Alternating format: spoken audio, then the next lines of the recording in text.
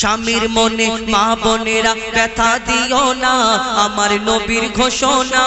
ঘটনা শোনো মা ফাতেমার, ঘটনা শোনো মা ফাতেমার। স্বামীর মনে মা বোনেরা ব্যথা দিও না, আমার নবীর ঘোষণা ঘটনা শোনো মা ফাতেমার, ঘটনা শোনো মা ফাতেমার। কি ঘটনা কবি ছন্দের মাধ্যমে লিখছে দেখুন। যুদ্ধ করতে যাবে আলী হাতে নিল তলোয়ার, যুদ্ধ করতে যাবে আলী হাতে নিল তলোয়ার। মা ফাতেমা স্বামীর কাছে করলো এমন আবদার, মা ফাতেমা স্বামীর কাছে করলো এমন আবদার। যুদ্ধ থেকে ফেরার পথে আসবে যখন ঘরে, একটি নতুন জামা কিনে আনবে আমার তরে, একটি নতুন কাপড় কিনে আনবে আমার তরে। এই কথা শুনে মওলা আলী বড়ই দুঃখ পায়, এই কথা শুনে হযরত আলী বড়ই দুঃখ পায়। যদি আমি শহীদ হয়ে যাই, কে আনবে বলো কাপড় তোমার, কে আনবে বলো কাপড় তোমার। স্বামীর মনে মা বোনেরা ব্যথা দিও না, আমার নবীর ঘোষণা ঘটনা শোনো মা ফাতেমার। হযরত আলী আস্তে আস্তে যুদ্ধে চলে যায়। এই ঘটনা যখন ইমাম হাসান ইমাম হুসাইন দুই ছোট্ট দুই নওয়াসা এই ঘটনা দেখার পরে ছুটে ছুটে আমার দয়ার নবীর দরবারে চলে যায়। নানা জান, আমার আব্বা আজকে বড় কষ্ট নিয়ে যুদ্ধে চলে গেল, কি ব্যাপার? এ হাসান হুসাইন বলো। যখন আমার নবী প্রশ্ন করে, আমার মা এই সময় আমার আব্বার কাছে একটা জামা চেয়েছে, তাই তিনি মনে বড় দুঃখ পেয়েছে, হয়তো মনটা খারাপ, মুখটা খারাপ করে ওই যুদ্ধে চলে যায়। তখন আমার দয়ার নবী কি বলে আর ঝরঝর করে কাঁদে। কি কবি ছন্দের মাধ্যমে লিখছে দেখুন। যুদ্ধ দুঃখ ভরা হৃদয় নিয়ে আলী গেল রণে, দুঃখ ভরা হৃদয় নিয়ে আলী গেল রণে। নানার কাছে ছুটে এলো হাসান হোসেন, নানার কাছে ছুটে এলো হাসান হোসেন। আব্বুর কাছে নতুন কাপড় চেয়েছে আম্মি জান, তাই আব্বুর মনটা খুবই খারাপ, তাই আব্বুর মনটা খুবই খারাপ ছিল যে সে পেরেশান, আব্বুর মনটা খুবই খারাপ ছিল যে সে পেরেশান। এই কথা শুনে মা ফাতেমা, এই কথা শুনে দয়ার নবীর কান্না থামে না। কি ভুল করলো ফাতেমা, কি ভুল করলো ফাতেমা, কি করলে বলো বেটি আমার, কি করলে বলো বেটি আমার। স্বামীর মনে মা বোনেরা ব্যথা দিও না, আমার নবীর ঘোষণা ঘটনা শোনো মা ফাতেমার, ঘটনা শোনো মা ফাতেমার। এই কথা যখন আমার দয়ার নবী ঝরঝর করে কাঁদে, আর আমার দয়ার নবী বলে, হ্যাঁ আমার ফাতেমা কি কাজ করলো। তারপরে একদিন হয়ে গেল, দুদিন হয়ে গেল, ফাতেমা মা ফাতেমা তানার বাড়িতে আমার দয়ার নবী প্রত্যেকদিন যেতে, আর মা ফাতেমার ঘরে যখন আমার দয়ার নবী যাচ্ছেন, একদিন হয়ে গেল, দুদিন হয়ে গেল, তিন দিন হয়ে গেল, তখন মা ফাতেমা চিন্তায় পড়ে যায়। আমার আব্বা আমার ঘরে না থেকে, আমার আব্বা আমার ঘরে না এসে, আমার মুখ না দেখে আমার দয়ার নবী থাকতে পারে না। কি ব্যাপার হলো? 3 দিন হয়ে গেল, আমার আব্বা আমার বাড়ি আসে না। মা ফাতেমা ছুটে ছুটে আমার দয়ার নবীর দরবারে পৌঁছায়, কিন্তু মা ফাতেমা যখন পৌঁছালো, আমার দয়ার নবী তানার অন্যদিকে ফিরে ফিরে কথা বলছেন, আমার মা ফাতেমার দিকে তিনি তাকায় না। কি ঘটনা, কি এমন কথা হলো? কবি ছন্দের মাধ্যমে আরো কি লিখছে দেখুন। যার মুখ না দেখে দয়ার নবী ঘুম, যার মুখ না দেখে দয়ার নবী, যার মুখ না দেখে ঘুমাতো না দয়ার নবীজি আমার। আর রাতের পরে রাত কেটে যায়, মুখ দেখে না ফাতেমার, রাতের পরে রাত কেটে যায়, মুখ দেখে না ফাতেমার। মা ফাতেমা তো ছুটে এলো আব্বা জানের কাছে, তবু বেটির মুখ দেখে না, পিছন ফিরে আছে, তবু বেটির মুখ দেখে না, না পেছন ফিরে আছে বলছে নবী ওগো বেটি বাড়ি ফিরে যাও বলছে নবী ওগো বেটি বাড়ি ফিরে যাও আগে স্বামীর কাছে ক্ষমা চাও তবে করবে ক্ষমা আল্লাহ আমার তবে করবে ক্ষমা আল্লাহ আমার স্বামীর মনে মা বোনেরা ব্যথা দিও না আমার নবীর ঘোষণা ঘটনা শোনো মা ফাতেমা মা ফাতেমা এই কথা শুনলেন মনটা বড় খারাপ তিনিও কাঁদতে থাকেন ছুটে ছুটে তার নিজের বাড়ি পৌঁছে চিন্তা করে আমি কি এমন ভুল করলাম কি এমন এই দুনিয়াতে আমি আমার স্বামীর কাছে আমার স্বামীর মনে হয়তো কষ্ট দিয়েছি আমার দয়ার নবী আমার আব্বা জান আমার প্রতি কষ্ট পেয়েছে তিনি কাঁদতে থাকেন ওই দরজাটা বন্ধ করে পিঠে হেলান দিয়ে বসে থাকে কখন আমার প্রাণীর স্বামী আসবে এক সময় আওয়াজ আসে টুক টুক করে এ ফাতেমা দরজা খোলো দরজাটা খোলার পরে যখন এই হযরত আলী যখন ঘরের ভিতরে প্রবেশ করলেন করার পরে তার যা প্রয়োজন পা দুটোকে ধুইয়ে দিয়ে পা দুটোকে জড়িয়ে ধরে হাউ হাউ করে কাঁদে আহা আমার স্বামী আমার তুমি আমাকে যদি না আমাকে ক্ষমা করো আমার দয়ার নবী মনে কষ্ট পেয়েছে যখন এই কথা বলে হযরত আলী বলে আরে ফাতেমা আমি তো এই কারণে কষ্ট পাইনি আমার কাছে তেমন কিছু ছিল না তাই তো আমি কষ্ট পেয়েছি চলো তখন আমার ওই হযরত আলী মা ফাতেমা ইমাম হাসান ইমাম হুসাইন সকলে মিলে সেই সময় দয়ার নবীর কাছে পৌঁছায় আর সেদিন আমার দয়ার নবী উম্মতের শিক্ষা দেওয়ার জন্য সেদিন কি বলে মা ফাতেমাকে কবি ছন্দের মাধ্যমে লিখছে দেখো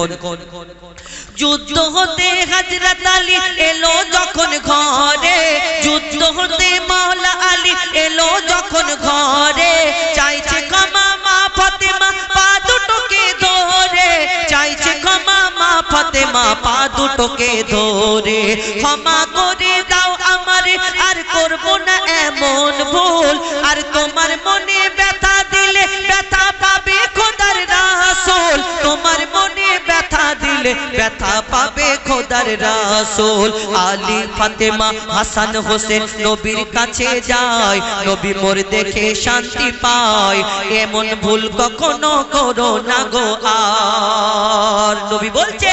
এমন ভুল করো না কখনো গো আর স্বামীর মনে মা বোনেরা ব্যথা দিও না আমার নবীর ঘোষণা ঘটনা শোনো মা ফাতেমা শেষ আমার দয়ার নবী মা ফাতেমাকে কি বলছে মন দিয়ে শুনুন স্বামীর মনে দুঃখ দিলে কি কি খারাপই হবে এটা একটু মন দিয়ে শুনে রাখুন কবি ছন্দের মাধ্যমে লিখছে দেখো বলছে নবী আল আরাবী শোনো বেটি ফাতেমা বলছে নবী আল আরাবী শোনো বেটি ফাতেমা আলী যদি আজ তোমাকে না করিত ক্ষমা আলী যদি আজ তোমাকে না করিত ক্ষমা আমি তোমার আব্বা তোমার জানাজা পড়তাম না দয়ার নবী আমার কি বলে আমি তোমার আব্বা তোমার জানাজা পড়তাম না স্বামীকে যে দুঃখ দেবে আমি তাকে চিনব না স্বামীকে যে কষ্ট দেবে আমি তাকে চিনব না স্বামীকে যে দুঃখ দেবে আমি তাকে চিনব না কেমন শিক্ষা দিয়ে গেল নবী দো জাহান শুনে রাখ মঈদুল ইসলাম ভুলছিল না মা ফাতেমা ভুলছিল না মা ফাতেমা স্বামীর মনে মা বোনেরা ব্যথা দিও না আমার নবীর ঘোষণা ঘটনা শোনো মা ফাতেমা ঘটনা শোনো মা ফাতেমা ঘটনা শোনো মা ফাতেমা শুনুন এইবার এটাই বলি ততক্ষণ হ্যালো আচ্ছা ঠিক আছে তো ইতিপূর্বে শুনলেন মা ফাতেমার ঘটনা তো এই ঘটনা থেকে বুঝতে হবে শিক্ষা নিতে হবে আর কি হয় আমার মা বোনেরা কত কি ভুল করে বলুন তো এই স্বামীর মনে যে দুঃখ দিলে যে কত কষ্ট কি হবে আমার দয়ার নবী মা ফাতেমাকে এই কথা বললেন। তাহলে আমাদের মতো আপনাদের মতো সাধারণ মানুষ যদি আমরা ভুল করি তাহলে আমাদের কত কঠিন শাস্তি হবে। আমরা কি করি সারা জীবন যে মানুষটা খেটে খেটে এই সংসারকে আমরা চালানোর জন্য কেউ চুরি করে, কেউ মারধর খায়, কেউ কত কষ্ট করে মাথায় করে মোট বয়ে সংসার চালায়, কিন্তু কিছু কিছু আমার মা বোনেরা এমন একটা কথা বলে, একটা কথা খুব সাধারণ কথা বলে থাকে, বলবে তুমি সারা জীবন পার হয়ে গেল কিন্তু শেষেতে কি বলে আমার মা বোনেরা, তুমি কি করলে আমার জন্য, কি দিয়েছো, এই কথা বলে। কিন্তু এই যে স্বামীর মনে যে আঘাতটা লাগবে, কষ্টটা লাগবে যে আমি সারা জীবন আমার জীবনটাকে শেষ করে দিলাম যে সংসারের জন্য, সেই সংসারের মায়া সবকিছু ত্যাগ করে দিলাম, কিন্তু আমাকে যদি শেষ পর্যন্ত এই কথা শুনতে হয় যে আমার জন্য কি করলে, কি দিয়েছে আমাকে, তাহলে কি হবে, কত কষ্ট হয় বলুন তো। তো আমি অনুরোধ করব যে মা ফাতেমা জীবনী আপনারা পড়বেন, শুনবেন, তাহলে বুঝতে পারবেন যে এই দুনিয়াতে মহিলাদেরকে চলার সুবিধা হবে। তো এবার কোরআন শরীফ সম্পর্কে একটি গজল শোনাবো, তারপর ইনশাআল্লাহ এই কমিটিকে নিয়ে খাজুরডাঙ্গা সর্দার পাড়া যুব কমিটির পরিচালনায় যে অনুষ্ঠান সাজানো হয়েছে সেই অনুষ্ঠান আমরা এই কমিটির সদস্যদের নিয়ে একটি গজল শোনাবো ইনশাআল্লাহ। তো কোরআন শরীফ সম্পর্কে একটি গজল পরিবেশন করে শোনাবো। নিচ্ছে দেখুন। হ্যালো হ্যালো হ্যালো ঠিক hello hello hello hello hello ঠিক ঠিক ঠিক ঠিক ঠিক hello hello hello hello hello Quran শরীফ সম্পর্কে একটি গজল শোনায়, মন দিয়ে শুনতে হবে ইনশাআল্লাহ, তাহলে ভালো লাগবে। তো আমরা এই কোরআন শরীফ যে কোরআনের শিক্ষা অনেকজনা করি, অনেকজনা করি। আমার এই মুয়াজ্জিন সাহেব তিনি তার ছেলেকে কোরআনে হাফেজ করার জন্য, আপনাদের এদিকে বেশিরভাগ দেয় কোরআনে হাফেজ করার জন্য মাদ্রাসায়, তার 3 বছর 4 বছর জীবন কেটে যায়। আমরা আমাদের ওইদিকে ডিজিটাল মানুষ বেশি, এনারা মনে করে যে 3 বছর 4 বছর মাদ্রাসায় যদি দিই ছেলেটা জীবন থেকে 3 বছর 4 বছর কেটে যায়, ওইসব কি হবে, ডাক্তার মাস্টার উকিল করব, লক্ষ লক্ষ টাকা কামাবে, মানুষ কত টাকা কামাবে, আর আমি বড় হয়ে এই ছেলে যখন কামাবে আমি টাকা ছেলের টাকায় পয়সায় খাবো, আরাম করে থাকবো, বুড়ো বয়সে কি করব, শুধু চেয়ারে বসে থাকবো, নামাজ কালাম করবো, খাবো দাবো, এটাই চিন্তা করে না। ছেলে যদি ভালো হয়, তাহলে শুনে রাখুন এই ডাক্তার মাস্টার উকিল যারা, এদের বেশিরভাগ বাপ মা, সবাই বলছি না, বেশিরভাগ বাপ মা কিন্তু বৃদ্ধাশ্রমে পড়ে থাকে। আমাদের একটা হাফেজ আলেম মাওলানা কারোর মা বাপকে দেখেছেন বৃদ্ধাশ্রমে পড়ে থাকে না। কোরআনের শিক্ষা এই দুনিয়াতে দিতে হবে, কিন্তু এই কোরআনটা কি আমরা বুঝি না, জানার চেষ্টা করি না। আল্লাহ কোরআনটাকে পাঠিয়েছেন, এই কোরআনে আল্লাহ 6666টা আয়াতকে আল্লাহ পাঠিয়েছেন, এই কোরআনের মধ্যে যা আমাদের জন্য পাঠিয়েছেন সবকিছু আমরা যদি বুঝে নিই, কেন বা থেকে শুরু সিন পর্যন্ত শেষ, মানে বাস এই দিক থেকে ধরুন আর এই দিক থেকে নিচের দিক থেকে ধরলে মানে এই দুনিয়াতে এই কোরআনটা আমাদের জন্য যথেষ্ট। আমরা কোরআনটা যদি আমরা পড়ার চেষ্টা করি, বোঝার চেষ্টা করি, তাহলে জীবনে আমাদের কোনোদিন কোনো জায়গায় আটকাতে হবে না মুসলমানদের। আমরা কিন্তু কোরআন পড়ার চেষ্টা করি না। আবার আমার দাদা ভাইরা ছেলেরা যে পড়ে মসজিদে ইমাম সাহেবের কাছে একটুখানি পড়লো, মনে করলো যে আহা আমি খতম করে নিলাম, আর ইমাম সাহেবকে 500 টাকা দিয়ে দিল, একটু মিষ্টি একটু লুঙ্গি গেঞ্জি দিয়ে দিল, মনে করলো আহা আমি জান্নাতে ঢুকে গেলাম। না, আমার মা বোনেরা অনেকজনা পড়ে, কেউ মারা গেলে পড়ে, কেউ শবে বারাতের সময় পড়ে, আবার কেউ সব সময় পড়ে, আবার কেউ ওই দেখাশোনার আগে আমার মুরব্বী চাচি, আমাদের মা বোনেরা যারা মুরব্বী বয়োজ্যেষ্ঠ আছে বলে হ্যাঁ গো একটুখানি কোরআন শরীফটা খোলো। যদি দেখাশোনার সময় কোনো মুরব্বী এসে যদি জিজ্ঞেস করে তুমি কোরআন করতে পারো, যদি জিজ্ঞেস করে একটা সূরা বলো, ফেসে যাবে, তখন গুনগুন গুনগুন করে একটু প্র্যাকটিস করে নাও। তো এই আমরা এই সময় কোরআন পড়ি, কিন্তু কোরআন আমাদের জীবনে কি সেই সম্পর্কে কবি ছন্দের মাধ্যমে লিখছে দেখুন। আল কোরআন আল কোরআন আল কোরআন আল কোরআন আল কোরআন আল কোরআন আল কোরআন আল কোরআন 104 কিতাব নাজিল হয়ে গেছে, ওগো 104 কিতাব নাজিল হয়ে গেছে, শ্রেষ্ঠ নবী শ্রেষ্ঠ কিতাব পেয়েছে, ওগো শ্রেষ্ঠ নবী শ্রেষ্ঠ কিতাব পেয়েছে, লাখো নবী এই ধরাতে এসেছে, ওগো লাখো নবী এই ধরাতে এসেছে আর কোরআন শুধু প্রিয় মোহাম্মদ পেয়েছে 104 কিতাব নাজিল হয়েছে ওগো 104 কিতাব নাজিল হয়েছে শ্রেষ্ঠ নবী শ্রেষ্ঠ কিতাব পেয়েছে ওগো শ্রেষ্ঠ নবী শ্রেষ্ঠ কিতাব পেয়েছে এই কোরআন দুনিয়াতে কতদিন ধরে কিভাবে আস্তে আস্তে এলো একটাই বইয়ের মতো আমাদের ঘরে থাকে না কোরআন এই কিতাবের এই যে কোরআন শরীফটা আল্লাহ এই দুনিয়াতে এরকম এই ময়লেট করে পাঠিয়েছিল যে নাও পড়ো না কোরআন কিভাবে কতদিন ধরে আস্তে আস্তে এই দুনিয়াতে কোরআনকে নাজিল করা হলো আল্লাহ কোরআন নাজিল করলেন কবি ছন্দের মাধ্যমে আরো কি লিখছে দেখো 22 বছর 5 মাস আর 14 দিন ধরে 6666 আয়াত নাজিল করে 540 রকম 114 সূরা কোরআনের 30 পারায় 7 মঞ্জিল 14 সিজদায় কোরআন পূর্ণ হয় মোর আল্লাহর বায়ান পবিত্র কোরআন কোন কিতাব হবে না কোরআনের সমান মোর আল্লাহর বায়ান পবিত্র কোরআন কোন কিতাব হবে না কোরআনের সমান এই কোরআনের স্বাদ যে মুমিন চেখেছে এই কোরআনের স্বাদ যে মুমিন চেখেছে এই দুনিয়ায় যেন আপে কৌসর পেয়েছে এই দুনিয়ায় যেন আপে কৌসর পেয়েছে এই কোরআন যারা অন্তরে গেঁথে রেখেছে এই কোরআন যারা অন্তরে গেঁথে রেখেছে তাদের সাথে যেন আল্লাহ কথা বলেছে 104 কিতাব নাজিল হয়েছে ওগো 104 কিতাব নাজিল হয়েছে শ্রেষ্ঠ নবী শ্রেষ্ঠ কিতাব পেয়েছে ওগো শ্রেষ্ঠ নবী শ্রেষ্ঠ কিতাব পেয়েছে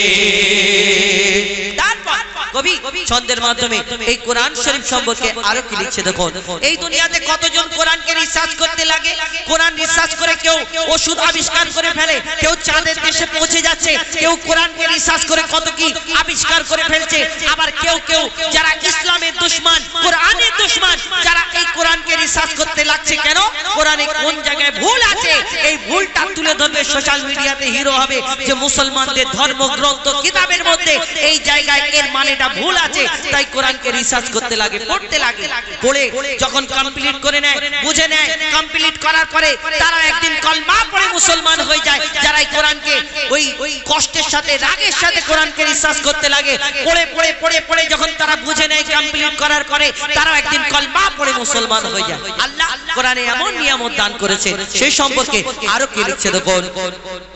কত জ্ঞানী বিজ্ঞানী কোরআন বাণী করলো গবেষণা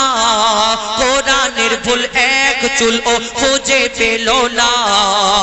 যদি কোনো ইনসান লিখত কোরআন ভুল হতো হাজার কোরআনের বাণী সত্য বাণী তারা করে নিল স্বীকার মোর খোদার এলান নির্ভুল কোরআন চুকে চুকে হয়েছে প্রমাণ মোর খোদার এলান নির্ভুল কোরআন চুকে চুকে হয়েছে প্রমাণ এই কোরআনের স্বাদ যে মুমিন চেখেছে এই কোরআনের ভুল যারা খুঁজতে গিয়েছে এই কোরআনের ভুল যারা খুঁজতে গিয়েছে তারা তওবা পড়ে কলমা পড়ে নিয়েছে তারা তওবা পড়ে কলমা পড়ে নিয়েছে 104 কিতাব নাজিল হয়েছে ওগো 104 কিতাব নাজিল হয়েছে শ্রেষ্ঠ নবী শ্রেষ্ঠ কিতাব পেয়েছে ওগো শ্রেষ্ঠ নবী শ্রেষ্ঠ কিতাব পেয়েছে আবার কেউ কেউ কোরআনকে জ্বালিয়ে দিচ্ছে পুড়িয়ে দিচ্ছে কোরআনকে শর্ট মারছে ফুটবলের মতো কেউ কেউ কোরআনের পাতা ছিঁড়ে মুখের মধ্যে পুরে খেয়ে নিচ্ছে মনে করে দেখো কোরআনকে শেষ করে দেবে না না, আল্লাহর এই দুনিয়াতে পাঠানো কোরআন কারণ বাপের ক্ষমতা নেই কোরআনকে দুনিয়া থেকে শেষ করে দেবে। আরে জালিম শুনে রাখো, এই দুনিয়াতে যারা কোরআনকে জ্বালাচ্ছে পোড়াচ্ছে, যদি এই কোরআন যত কাগজের মধ্যে লেখা আছে সবকে জ্বালিয়ে পুড়িয়ে ছাই করে যদি দেওয়া হয়, তাহলে ওই সমুদ্রতে সেই ছাইগুলো ফেলে দেওয়া হয়, তবু জীবনে দুনিয়া থেকে কোরআন মিটবে না। কেন? আল্লাহ কোরআনে এমন নিয়ামত দান করেছেন, হাজার হাজার লক্ষ লক্ষ কোটি কোটি হাফেজে কোরআন যাদের অন্তরেতে আল্লাহ 30 পারা কোরআনকে মজুদ রেখেছেন। কত জ্বালাবি এই দুনিয়াতে তাদের অন্তর থেকে বার করে ফেলে দিতে পারবে না, কেউ পারবে না। আল্লাহ কোরআন দুনিয়াতে পাঠিয়েছে, যেমন আল্লাহ যখন সময় হবে তিনি তুলে নেবে, কারণ বাপের ক্ষমতা নেই কোরআনকে এই দুনিয়া থেকে মিটিয়ে দেবে। সেই সম্পর্কে শেষ কথায় আরো কি লিখছে দেখো, আজ বিশ্ব জুড়ে দৃশ্য দেখে মোর মনে মাতম হয়, যখন বেদিন শয়তান নিয়ে কোরআন আগুনে পোড়ায়। কত কোরআন চালাবি তোরা ও শয়তানের দল, হাফিজের সিনায় গাথা কোরআন কেমনে চালাবি বল। আরে জ্বালাও পোড়াও যতই কোরআন তবু হবে না বিরান। আরে জ্বালাও পোড়াও যতই কোরআন তবু হবে না বিরান। এই কোরআন যারা ধ্বংস করতে গিয়েছে, এই কোরআন যারা ধ্বংস করতে গিয়েছে, আমার আল্লাহ তাদের ধ্বংস করে দিয়েছে। আমার আল্লাহ তাদের ধ্বংস করে দিয়েছে। তানবীর কালাম তোর অন্তর কেন কাঁদিছে, ওরে তানবীর কালাম তোর অন্তর কেন কাঁদিছে। কোরআনের হিফাজত আল্লাহ করবে বলেছে। 104 কিতাব নাজিল হয়েছে, ওগো 104 কিতাব নাজিল হয়েছে, শ্রেষ্ঠ নবী শ্রেষ্ঠ কিতাব পেয়েছে, ওগো শ্রেষ্ঠ নবী শ্রেষ্ঠ কিতাব পেয়েছে, ওগো শ্রেষ্ঠ নবী শ্রেষ্ঠ কিতাব পেয়েছে। কোরআন শরীফ সম্পর্কে এবং একটি ঘটনামূলক গজল আমাদের মা বোনেদের জন্য, মা ফাতেমাকে নিয়ে একটি গজল। তো এখন আমাদের পরবর্তী শিল্পী তাদের কণ্ঠ থেকে একটা কি দুটো গজল শুনুন। কেন আমার এই ভাইরা এই কমিটির নাম দিয়েছে, কেন এই নামগুলো নিয়ে একটু লেখার ব্যাপার থাকে, একদম তো ধরেই বলা যায় না। আমি শুধু একটুখানি সাজিয়ে নিই, এরপরে কমিটির গজলটা বলবো এবং পরপর দুটো একটি গজল বলে তারপরে আপনাদের কাছ থেকে ইনশাআল্লাহ তারপরে আপনাদের কাছ থেকে বিদায় নেব। আপনারা অনেকক্ষণ বসে আছেন, আর এখানে আমার আপনাদের এইদিকে ঠান্ডা খুব, আমাদের ওইদিকে এত ঠান্ডা নেই। যাই হোক, তো ইনশাআল্লাহ আর কিছুক্ষণ আপনাদেরকে অনেকক্ষণ সহযোগিতা করেছে, বসে আছেন, তো এইভাবে আর কিছুক্ষণ থাকুন। আমরা আর কিছুক্ষণ পরে ইনশাআল্লাহ আপনারাও বাড়ি যাবেন, আমরাও বাড়ি যাব। এখন শুনুন আজহারউদ্দিন ইমরান এদের কণ্ঠ থেকে ডুয়েট কণ্ঠে, সিঙ্গেল কণ্ঠে দুটো একটি গজল শুনুন, তারপরে ইনশাআল্লাহ আমি উঠে কয়েকটি পরপর গজল বলবো, তারপরে ইনশাআল্লাহ বিদায় নেব ইনশাআল্লাহ আপনার কাছ থেকে। শুনতে থাকুন আজহারউদ্দিন এবং ইমরান ফারাদ তাদের ডুয়েট কণ্ঠে একটি গজল শুনুন। হ্যালো তো শুনলেন উস্তাদের কণ্ঠ থেকে শিক্ষামূলক একটি গজল। তো আমরা এখন আপনাদের সম্মুখে একটি পবিত্র নাত রাসূল সাল্লাল্লাহু আলাইহি ওয়াসাল্লাম পাঠ করে শোনাবো দ্বৈত কণ্ঠের মাধ্যমে, আপনারা স্থিরভাবে শ্রবণ করুন। হ্যালো ঠিক, হ্যালো কবি ছন্দের মাধ্যমে লিখছে দেখো, আরব সাগরে বসিয়া পারে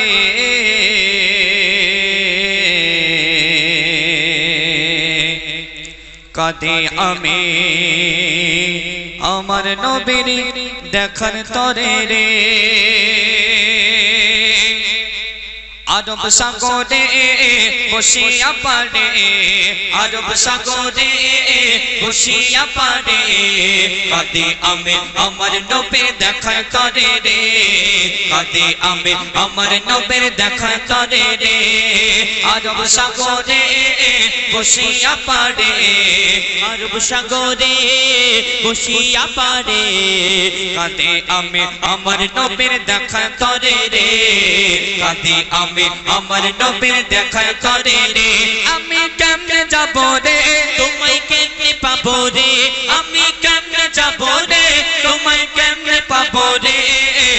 কাঁদে আমি আমার নবীর দেখার তরে রে কাঁদে আমি আমার নবীর দেখার তরে রে আরব সাগরে বসিয়া পারে আরব সাগরে বসিয়া পারে কাঁদে আমি আমার নবীর দেখার তরে রে কাঁদে আমি আমার নবীর দেখার তরে রে আরব সাগর শুকিয়ে যায় আরব সাগর শুকিয়ে যায় মদিনাতে যাই এইভাবে মই কতদিন থাকবো অপেক্ষায় আরব সাগর শুকিয়ে যায় মদিনাতে যায় এইভাবে মই কতদিন আর থাকবো অপেক্ষায় সাগর পাড়ে বসে আমার সাগর পাড়ে বসে আমার সময় কাটে রে কাঁদে আমি আমার নবীর দেখা তরে রে কাঁদে আমি আমার নবীর দেখা তরে রে আমি কেমনে যাব রে তোমায় কেমনে পাবো রে আমি কেমনে যাব রে তোমায় কেমনে পাবো রে কাঁদে আমি আমার নবীর দেখা তরে রে কাঁদে আমি আমার নবীর দেখার তরে রে অতি মূল্যবান কথাই কবি কি লিখছেন শোন কত কাফের দেখেছিল কত কাফের দেখেছিল আমার নবীজিকে আমি অধম তাকিয়ে রই ওই মদিনার দিকে কত কাফের দেখেছিল কত কাফের দেখেছিল আমার নবীজিকে আমি আদম তাকিয়ে রই ওই মদিনার দিকে সদাই ভাবি আল্লাহ রাজি সদাই ভাবি আল্লাহ রাজি কবে হবে রে কাঁদে আমি আমার নবীর দেখার তরে রে কাঁদে আমি আমার নবীর দেখার তরে রে আরব সাগরে বসিয়া পারে আরব সাগরে বসিয়া পারে কাঁদে আমি আমার নবীর দেখার তরে রে কাঁদে আমি আমার নবীর দেখার তরে রে শেষ কথার মাধ্যমে কবি মনে আর্যতামান্না হায়াত কবি লিখছেন শোন জানি আমি ওই মদিনা জানি আমি ওই মদিনা ভারত হতে দূরে খোয়াব মাঝে ও গো নবী মোরে জানি আমি ওই মদিনা ভারত হতে দূরে খোয়াব মাঝে দিও দেখা ও গো নবী মোরে কবি কাজার ছন্দ লেখে কবি কাজার ছন্দ লেখে নবীর তরে রে কাঁদে আমি আমার নবীর দেখার তরে রে কাঁদে আমি আমার নবীর দেখার তরে রে আরব সাগরে বসিয়া পারে আরব সাগরে বসিয়া পারে কাঁদে আমি আমার নবীর দেখার তরে রে কাঁদে আমি আমার নবীর দেখার তরে রে আমি কেমনে যাব রে তোমায় কেমনে পাবো রে আমি কেমনে যাবো রে তোমায় কেমনে পাবো রে কাঁদে আমি আমার নবীর দেখার তরে রে কাঁদে আমি আমার নবীর দেখার তরে রে কাঁদে আমি আমার নবীর দেখার তরে রে শুনলেন এখন আপনাদের সময়কে আমরা একটি শিক্ষামূলক গজল পরিবেশন করে শোনাবো কুলু নাফসি যায়কাতুল মউত মৃত্যুর স্বাদ সবাইকে একদিন ছাড়তে হবে এই দুনিয়া থেকে সবাইকে একদিন বিদায় নিতে হবে সেই সম্পর্কে একটি শিক্ষামূলক গজল পরিবেশন করে শোনাচ্ছি আপনারা ধীরে ধীরে শ্রবণ করুন হ্যালো চেক হ্যালো আসল নকল হারাম হালাল যারা বোঝে না আসল নকল হারাম হালাল যারা বোঝে না ও ভাই যারা বোঝে না কঠিন কবরে তারা ও ভাই রেগাই পাবে না ও ভাই রেগাই পাবে না আসল নকল হারাম হালাল যারা বোঝে না ও ভাই যারা বোঝে না কঠিন কবরে তারা ও ভাই রেখাই পাবে না ও ভাই রেখাই পাবে না আসল নকল হারাম হালাল যারা বোঝে না ও ভাই যারা বোঝে না কঠিন কবরে তারা ও ভাই রেগাই পাবে না ও ভাই রেগাই পাবে না অতি মূল্যবান কথাই কবি সেই কবরকে উদ্দেশ্য করে কি লিখছেন শোন ডুবে গোনার সাগরে কি করবি রোজ হাসরে তোর আমলের ঘরে শয়তান ওকে মারে ডুবে গোনার সাগরে কি করবি রোজ হাসরে তোর আমলের ঘরে শয়তান উকি মারে তুই তওবা না করিলে খোদা মাফ যে দেবে না খোদা মাফ যে দেবে না কঠিন কবরে তারা ও ভাই রেহাই পাবে না ও ভাই রেহাই পাবে না আসল নকল হারাম হালাল যারা বোঝে না ও ভাই যারা বোঝে না কঠিন কবরে তারা ও ভাই রেহাই পাবে না ও ভাই রেহাই পাবে না আমরা দুনিয়ার মধ্যে যাদের জন্য গুনাহ করি পাপ করি তারা কবরে সওয়ালের জবাব দিতে পারবে না অতি মূল্যবান কথাই কবি সেই সম্পর্কে আরো কি লিখছেন শোন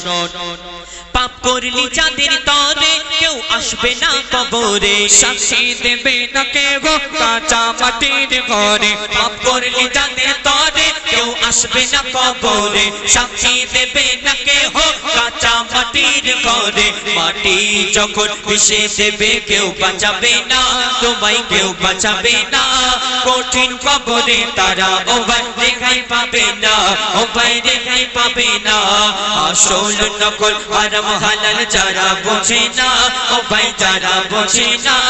কঠিন কবরে তারা ও ভাই রেহাই পাবে না ও ভাই রেহাই পাবে না আমরা দুনিয়ার মধ্যে শুধু আমার আমার করি একতলা বাড়ি আছে দুতলা কিভাবে করব একটা গাড়ি আছে আরেকটা গাড়ি কিভাবে বাড়াবো কিন্তু আমরা সেই কবরের চিন্তা করি না সেই কবরে একদিন আমাদের যেতে হবে সেই চিন্তা ফিকির আমরা করি না অতি মূল্যবান কথাই কবি লিখছেন আমারে আমারে করে তোর থাকবে সবই পড়ে এক টুকরা সাদা কাপড় সঙ্গে ভাবে কবরে আমারে আমার করে তোর থাকবে সবই পড়ে এক টুকরা সাদা কাপড় সঙ্গে হবে কবরে সাপ বিচুর কামড় তখন সহ্য হবে না তখন সহ্য হবে না কঠিন কবরে তারা ও ভাই রেহাই পাবে না ও ভাই রেহাই পাবে না আসল নকল হারাম হালাল যারা বোঝে না ও ভাই যারা বোঝে না কঠিন কবরে তারা ও ভাই রেহাই পাবে না ও ভাই রেহাই পাবে না দুনিয়ার মধ্যে যদি দুদিনের জন্য তুমি কোথাও চলে যাও তোমার বাপ মা আত্মীয় স্বজন বন্ধু বান্ধব সবাই খোঁজ নেবে কিন্তু তুমি যখন কবরের বাসিন্দা হয়ে যাবে সেখানে তোমাকে একা থাকতে হবে অতি মূল্যবান কথাই সেই কবরকে উদ্দেশ্য করে লেখক আর কি লিখছেন শোন থাকবি কবরে একা কেউ করবে না আর দেখা শান্তি যদি পেতে যাও ঈমান করো গো পাকা থাকবি কবরে একা কেউ করবে না আর দেখা শান্তি যদি পেতে যাও ঈমান করো গো পাকা মুনকার নেকিরের হাত থেকে কেউ ছাড়া পাবে না কেউ ছাড়া পাবে না কঠিন কবরে তারা ও ভাই রেহাই পাবে না ও ভাই রেহাই পাবে না আসল নকল হারাম হালাল যারা বোঝে না ও ভাই যারা বোঝে না কঠিন কবরে তারা ও ভাই রেহাই পাবে না ও ভাই রেহাই পাবে না আমরা চাইলে জাহান্নামের আগুন থেকে বাঁচতে পারি কিন্তু যদি সারা জীবন আমরা তপস্যা করি যে মৃত্যু থেকে বাঁচবো মালিকুল মউত আমাদের সঙ্গে একদিন দেখা করবে শেষ কথার মাধ্যমে কবি লিখছেন শোন বিশ্বাস করি নবীকে বিশ্বাস করি খোদাকে বিশ্বাস করি আমি বিশ্বাস করব তোমাকে বিশ্বাস করি নবীকে বিশ্বাস করি খোদাকে বিশ্বাস করি আমি বিশ্বাস করব তোমাকে কখনো আমায় ফাঁকি দেবে বলে যাবে না আমায় বলে যাবে না মইদুল ইসলাম তাড়াতাড়ি তওবা করো না তুমি তওবা করো না আসল নকল হারাম হালাল যারা বোঝে না ও ভাই যারা বোঝে না কঠিন কবরে তারা ও ভাই রেহাই পাবে না ও ভাই রেহাই পাবে না আসল নকল হারাম হালাল যারা বোঝে না ও ভাই যারা বোঝে না কঠিন কবরে তারা ও ভাই রেহাই পাবে না ও ভাই রেহাই পাবে না ও ভাই রেহাই পাবে না ও ভাই রেহাই পাবে না শুনলেন তো এখন আপনার সময়কে আরেকটি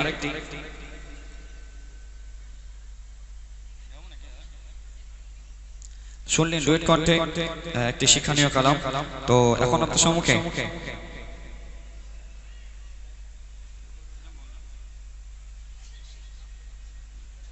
তো এখন আপনাদের সম্মুখে আরো একটি শিক্ষামূলক গজল পরিবেশন করে শোনাবো পর্দা সম্পর্কে। আল্লাহ পাক আমাদের উপরে যেমন 5 ওয়াক্তের নামাজকে ফরজ করেছেন, রোজাকে ফরজ করেছেন, তেমনি পর্দাকেও ফরজ করেছেন। সেই পর্দা সম্পর্কে একটি শিক্ষামূলক গজল পরিবেশন করে শোনাচ্ছি, আপনারা ধীরে স্থির ভাবে শ্রবণ করুন। হ্যালো ঠিক হ্যালো ও গো ও রমণী